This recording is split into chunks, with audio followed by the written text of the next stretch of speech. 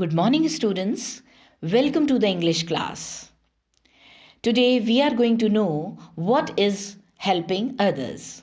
Dear children, helping others is the greatest quality of a human being. There are several ways and numerous styles to aid people who are in need of help. It costs nothing, but the person who receives it gets everything.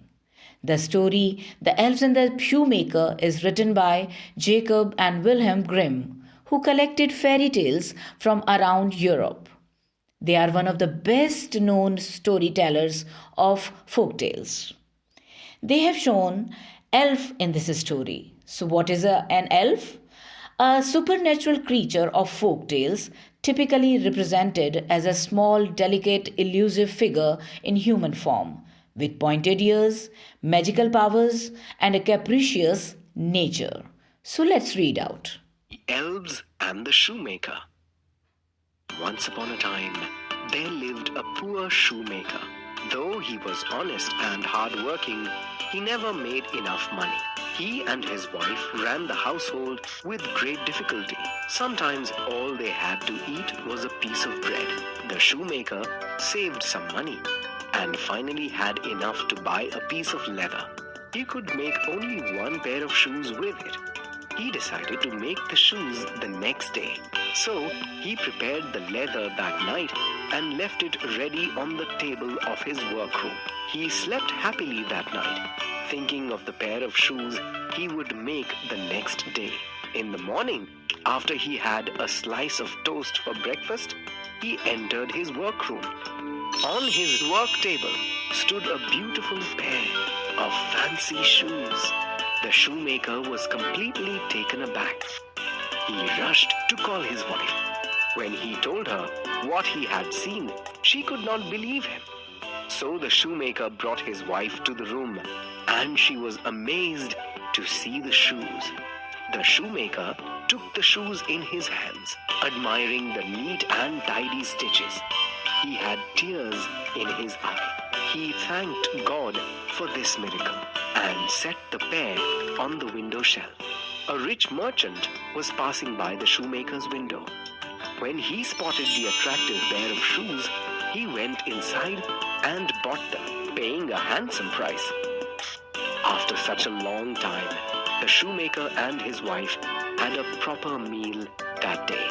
That evening, the shoemaker bought enough leather to make 2 pairs of shoes. He cut and shaped the shoes with great love and care.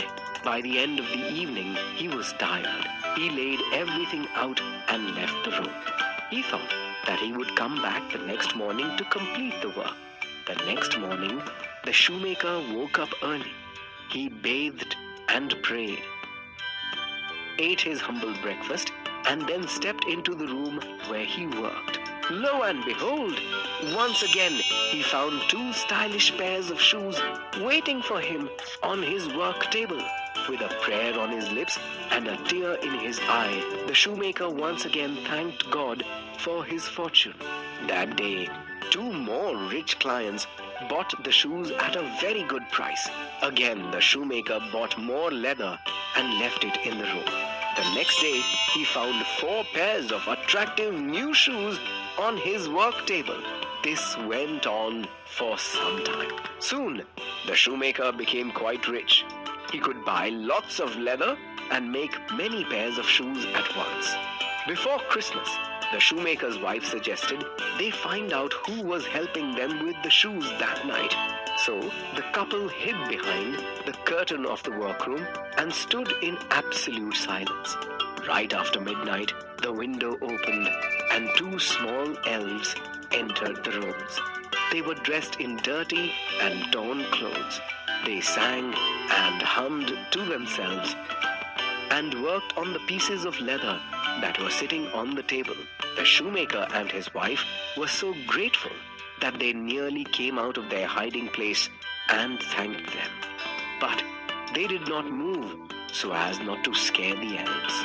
The next day, the shoemaker and his wife cut bits of cloth and made little clothes for the elves. That night, they put the new clothes on the work table and left the room. After a while, the elves came, as usual, looking for the pieces of leather that the shoemaker would have left behind. But instead, they found two new sets of clothes for themselves. The elves were extremely happy. They took the clothes and jumped through the window, singing and dancing merrily. The shoemaker and his wife thanked them silently. The shoemaker now had enough money, and he could employ a few men to work for him. He was never poor again. Though the elves never came back, the shoemaker and his wife knew they were somewhere helping other poor people.